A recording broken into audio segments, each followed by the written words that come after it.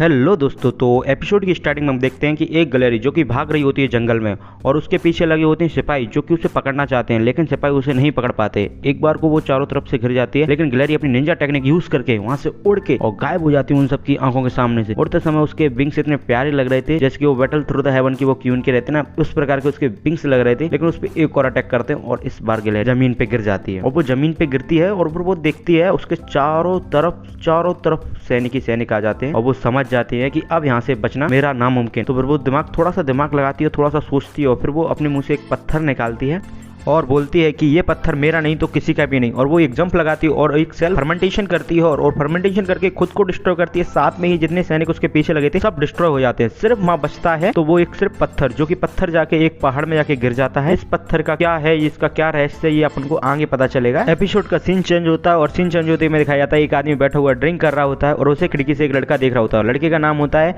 लिंग डोंग। तभी लिंग डोंग की माँ आती है और उस आदमी को ड्रिंक करने से रोकती है, लेकिन वो आदमी उन्हीं पे चिल्ला पड़ता है कि दूर हटो, मैं एक गार्बेज हूँ, मैं किसी काम का नहीं हूँ। तभी लिंग डोंग अंदर आता है और बोलता है पिताजी आपकी गलती नहीं है, सारी गलती उस लिंग लॉन्ग टेन की है।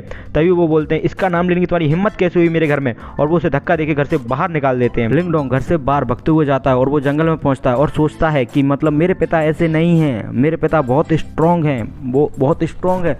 वो सोचता है और वो पुरानी बातों को जाकर सोचने लगता है कि कैसे उसके पिता को संपत्ति से निकाला गया, कि मतलब उसके क्लैन से या फिर बोले तो उसके महल से निकाला गया, उसकी जायदाद से बेदखल किया गया। वो सब कुछ सोचता है और बहुत ही मन बहुत ही दुखी होता है।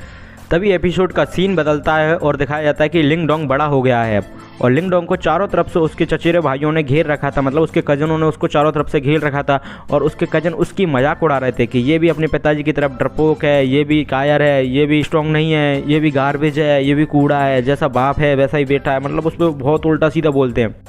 फिर वो चारों लोग मिलकर उसको मारने लगते हैं, लात घूसों की मशीन में डाल देते हैं, उठा के पटकते हैं, चारों तरफ से मारते हैं चारों लोग। फिर उसमें आके फाइनली एक लात देता है वो और वो उड़ता हुआ नीचे जाता है, सीधा चट्टान पे गिरता है जाके नीचे, और चट्टान से गिरते हुए वो रोल करते हुए ढुढ़कता नीचे पहुंचता है, जाके एक चट्टान पे गिरता है और उस चट्टान पे गिरते हुए उसके हाथ पैर से खून आने लगता है क्योंकि वो बहुत ज़्यादा चोटिल हो गया था।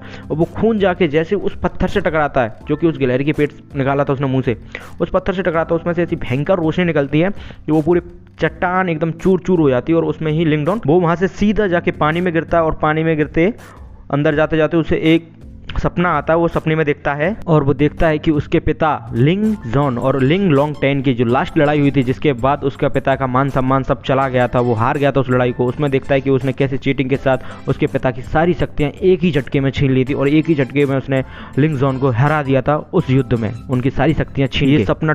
ये सपना टूटते ही फिर वो झटपटा के एकदम से बाहर निकलने की कोशिश करता है उस पानी में से।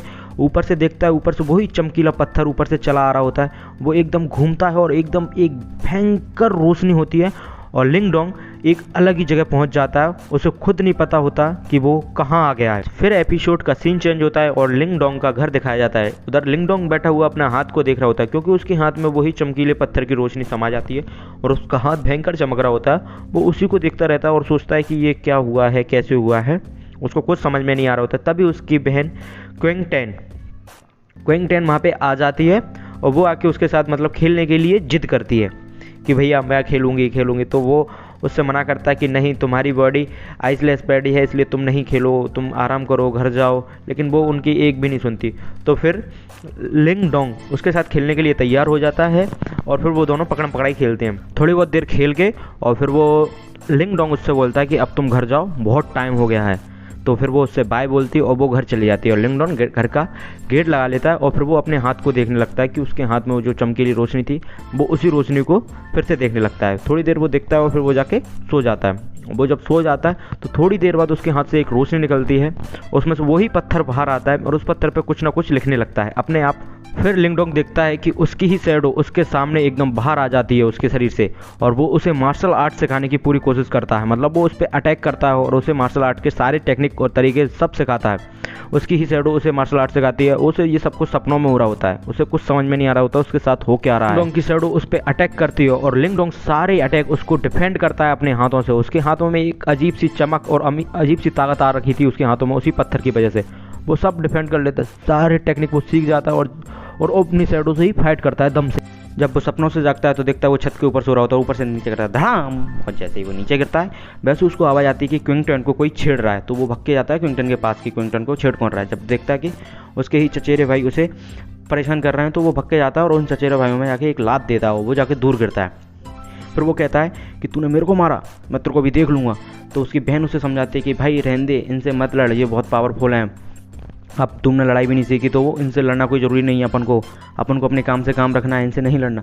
लेकिन वो लिंगडॉन तैयार हो जाता है कि आजा भाई, आज हो जाए दो हाथ, मैं नहीं डरता तेरे से। तो फिर वो कहता है आजा रुक जाओ। जैसे ही वो उस पर अटैक करता है वो डिफेंड कर लेता है। वो कहता है कि हाउ, कैसे तुम्हारे पास ये कैसे आ सकता है, तुम ऐसे कैसे कर सकते हो, तुम ये मेरे को सपना लग रहा है, ये 4th स्टेज पर तुम कैसे पहुँच गए। देन इसी के साथ ये एपिसोड होता है ख़त्म। अगर आपने वीडियो यहाँ तक देखी तो मतलब आपको वीडियो पसंद आई है। और इस वीडियो, ये मेरी पहली वीडियो थी इसलिए इसमें बहुत सारी कमियां हैं, बहुत सारी गलतियां हैं। मैं भी जानता हूँ कि वॉइस ओवर मैं ठीक से नहीं कर पा रहा अभी। मैं अगली वीडियो में और अच्छा ट्राई करूँगा। और मार्शल यूनिवर्स के सारे एपिसोड आपको इसी चैनल पे मिलेंगे, तो देखते रहिए, बने रहिए।